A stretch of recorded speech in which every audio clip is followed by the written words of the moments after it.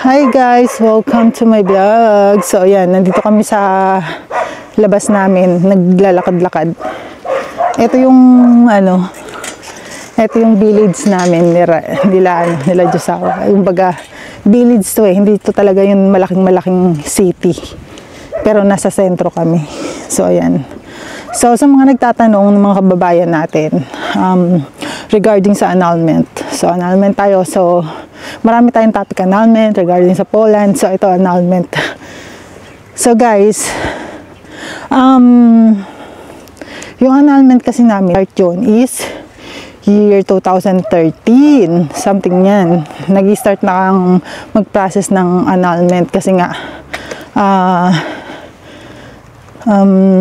hindi po ba nakwento ko nga sa inyo na nagpakasal din siya sa iba.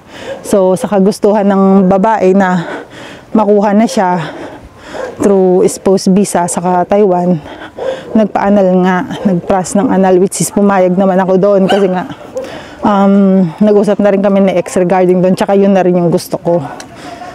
Tapos sa mga nagtatanong kung pwede daw ba mag-file yung nasa abroad, yes po, pwede po mag-file yun. Ang mga nasa abroad pwede po, pero may appearance po talaga kung sino yung nag-file. Gaya ni Diyosawa, siya yung ni ex-husband, siya yung nag-file. So twice siyang umuwi, which is nasa abroad din kasi siya. Twice siyang umuwi, pero magkaibang month yun, pero same year. Mag-a-advise naman kasi yung yung lawyer nyo in advance kung kailan kayo mag-a-appearance. Pero yun nga lang kasi ang kalaban kapag ganyan, nare-reschedule gawa ng judge, depende kasi sa judge. Madalas pasaway ang judge namin, lagi kami reschedule sa totoo lang. Kaya yung pag-appearance din ex-husband, sakripisyo niya rin yun kasi nga siyempre sa ibang bansa, sa trabaho din naman kasi basta-basta talaga makakapagpaalam ng agad-agad kasi mayroon din naman talagang aasikasuhin na mga ticket. Basta hindi ganun kabilis yung on the spot na uuwi ka, ganun. So ginawa niya yun ng paraan para lang makauwi siya, para mag-appearance sa court. So nung unang appearance niya, ilang buwan din ang hinintay namin bago talaga siya nakapag-appearance. Kasi actually guys, yung judge na nakuha or nag-handle ng case namin is bago. Kaya hindi siya ganun kadaling kausap or ng lawyer, kumbaga. Kasi kami talaga nag-offer kami na under the table totoo yun. Para mapabilis yung namin, yung case namin. Kaso nga bago yung judge, hindi siya tumatanggap ng under the table. So sawi kami doon, kaya natagalan yung process ng annulment namin. Siyempre alam naman natin ang kalakaran sa Pilipinas, di ba? Aminin man natin o hindi, ganun ang labanan. Kaso nga lang nagkataon na bago nga po yung judge na nakuha namin. Tapos after ng 2 beses niyang appearance, sumunod doon yung sa psychologist, yung doktor. After ng psychologist, yung witness. Yun. Pero magkakaibang date yun, hindi yun one time. Magkakaiba. Tapos nga, meron ding reschedule yun. Ilang beses reschedule yun. Lahat struggle yun sa amin. Nakaka-stress din yun kasi nga tumagal yung proseso namin ng annulment. Kaya nga lang siguro mas stress yung ex ko kasi siya yung gumastos. Pero nag-offer naman ako, sabi ko sa kanya, kung under the table ako magbayad. Sabi ko sa kanya, wala namang under the table. Yun lang naman yung in-offer ko sa kanya.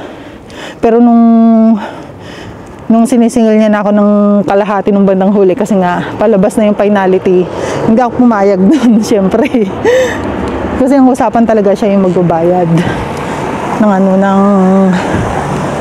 namin annulment. Yun talaga yung usapan.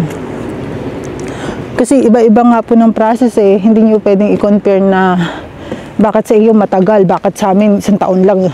Sa amin 2 years lang. Depende yan sa judge na nag-handle ng ng kaso. Iba-iba po kasi. Pero sa akin, thankful na lang din ako kasi nga naging okay. Naging positive result. Yun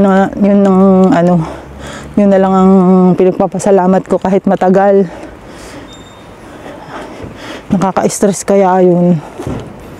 Siyempre, gusto mo rin naman na maayos yung buhay mo pero nakatali ka pa rin. Kasi ang hirap na, honestly, nakipagrelasyon na ako nung nakaprocess na yung namin, annulment. Which is, nag-usap naman na kami na wala nang pakialamanan. Kaya nga lang, siyempre, iba pa rin yung malaya ka. Siguro kung na-annul na ako noon, ang pangasawa ko na is yung Taiwanese na nobre. Yung Taiwanese na boyfriend ko sa Taiwan. Kasi engaged na kami noon eh. Yun nga lang kasi talaga hindi nag-work out. Ibang chapter na yun. Ibang issue na yun. So yun. Tapos pagkatapos nga ng doktor, tapos yung sa psychologist at saka yung sa evidence, after noon, hearing na lang ng hearing ang lawyer at saka yung judge. Yun na lang ang naghaharap. Pero yung ex-boyfriend ko hindi na siya nag-a-appear. Puro lawyer na lang namin. At lagi lang nagsasend ng court hearing ang korte sa address ko sa Pilipinas, which is nire-receive lang ng family ko. Ganun lang naging participation ko, which is nire-relay lahat ng ex ko, lahat ng proseso sa annulment namin. Hindi rin ganun kadali, syempre, kasi nga hindi nyo naman maiiwasan na mag-away din, lalo na pareho kayo nung nai-stress sa flow ng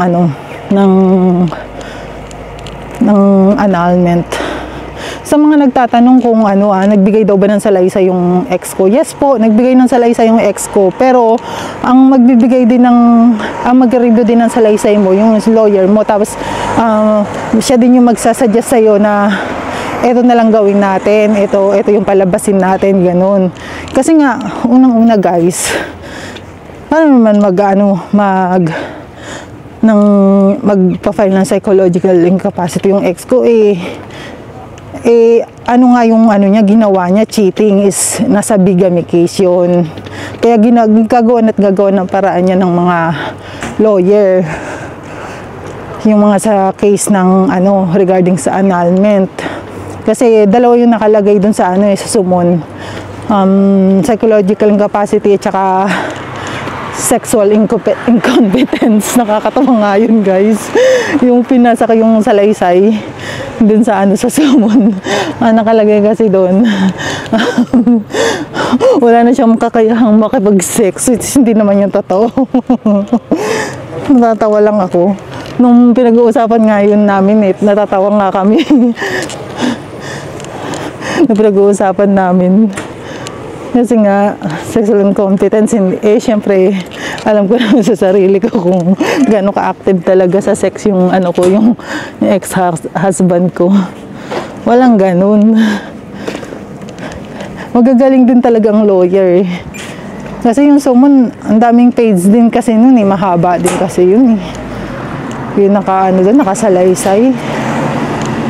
Hindi ko maaalala, pero nandyan sa akin yung summon. Tapos, after nga nun, naghintay na lang kami ng finality. Actually guys, maaga namin nalaman yung resulta. Advance namin nalaman yung resulta bago namin ma-receive ang finality. Nag-advise na agad yung lawyer na approve na. Hintayin na lang namin na lumabas yung finality sa korte. Na okay na null and void na yung marriage namin. So, dun pa lang, sinabi niya na sa akin is, nabunutan na ako ng hininga. Kasi nga yung annulment namin lumabas, year 2022. Year 2022, which is advance na namin yung nalaman. Yung labas na lang ng finality letter Yun na lang yung hinintay namin. Pero advance na namin yung nalaman na okay na lahat. Ganun magiging proseso ng mga magpapaanal. Kaya yung mga magpapaanal dyan, may plano magpaanal, umpisahan nyo na kasi nga iba-iba naman nga po ng proseso. Malay nyo mas mapagga sa inyo kasi nga COVID nung time namin, kaya laging sarado yung korte. Kaya sa mga nagko-compare po, sa experience lang po yun sa akin, pasensya na po kayo. Siyempre, sino ba namang hindi gustong mapabilis yung yung proseso ng annulment? Lahat naman tayo gustong matapos agad yun, 'di ba? Kasi napakalaking stress nun sa buhay natin. Siyempre, yung mga ganong klaseng tao dapat inaalis na sa buhay yun. Tapos, so ayun guys, sa mga mga kapwa ko misis dati na hiwalay sa mga asawa, umpisahan nyo na yan. Malay nyo makatagpo kayo ng lalaki na tutulong sa inyo para maanal kayo. Alam nyo ba guys, may pinsan akong ganun na nakatagpo siya ng APAM na yung APAM mismo gumasto sa annulment niyo. Anya, malay nyo makatagpo din kayo dun. Kasi may edad na rin yung pinsan ko Tapos, may mga asawa na rin yung anak niya. Tapos may edad na rin yung APAM niya. Pero kita nyo naman, tinulungan talaga siya magpaanal. Which is in good term din sila ng ex-husband niya. Nakakatuwa. Magkaibigan sila ng ex-husband niya. So, nasa Nueva Ecija sila ngayon nakatira. Pati yung APAM, nasa Nueva Ecija. Doon na sila nag-stay. Maayos na yung buhay nila doon. Stable. So, ayun lang guys. Sa mga dating misis dyan, may pag-asa pa. Huwag kayo mawalan ng pag-asa. So, bye!